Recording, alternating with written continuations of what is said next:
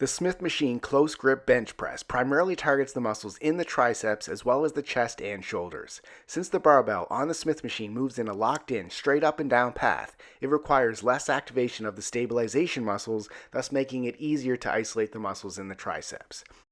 To get started, set the bench to flat and position it in the middle of the Smith machine so at the bottom of the lift, the barbell is in alignment with your lower chest. Lie down with your back flat against the bench and your feet planted firmly into the floor. Use a close grip just inside shoulder width to grasp the bar. Lift the bar up off the rack with a slight forward twist to move the safety hooks away from the safety bar. Before lowering the bar, squeeze your shoulder blades together and down, then bend your elbows to lower the barbell. In order to target the triceps, keep your elbows close to your sides at an approximate 30-degree angle to the body rather than flaring out.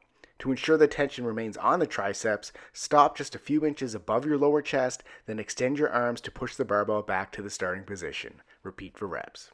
Subscribe to get a new exercise video every day.